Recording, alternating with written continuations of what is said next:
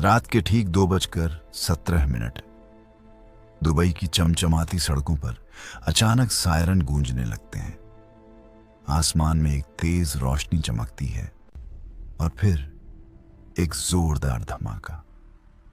दुनिया का सबसे सुरक्षित शहर माने जाने वाला दुबई अचानक युद्ध की आहट से कांप उठता है। लेकिन सबसे बड़ा सवाल यह है, क्या सच में दुबई पर हमला हुआ था? और अगर हुआ तो क्यों? कहानी शुरू होती है मध्य पूर्व के सबसे खतरनाक तनाव से, जहां एक तरफ था ईरान और दूसरी तरफ दुबई और उसके सहयोगी। दिन में दुबई बिल्कुल सामान्य दिखता था।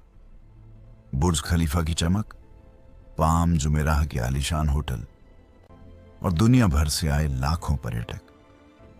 लेकिन इसी चमक के पीछे धीरे धीरे एक तूफान तैयार हो रहा था।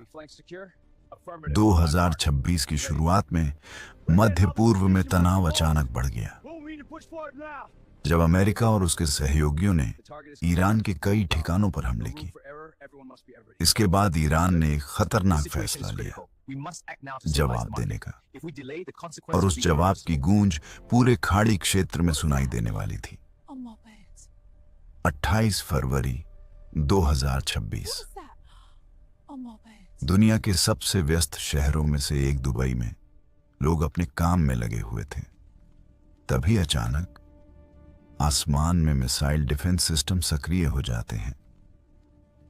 लोगों को समझ ही नहीं आता कि क्या हो रहा है। और फिर खबर आती है, ईरान ने सैकड़ों मिसाइल और ड्रोन लॉन्च किए हैं।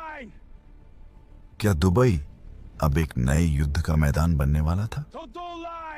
रिपोर्ट्स के अनुसार ईरान ने कई बैलिस्टिक मिसाइल और सैकड़ों ड्रोन लॉन्च किए।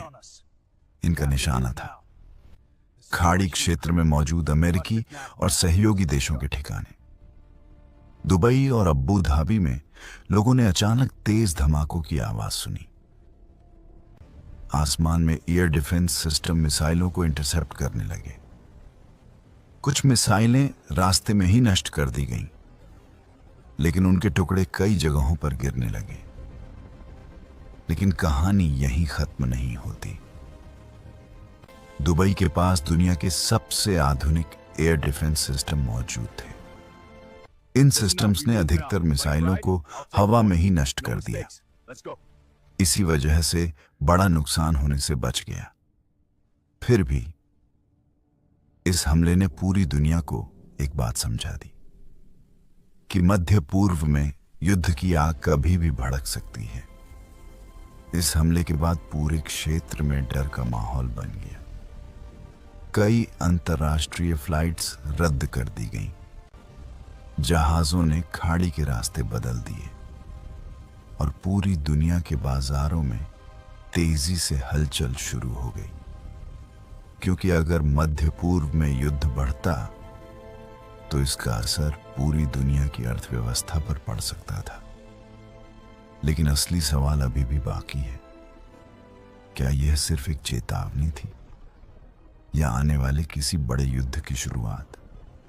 क्योंकि इतिहास गवाह है, मध्य पूर्व की हर छोटी चिंगारी कभी कभी पूरी दुनिया को आग में झोंक देती है।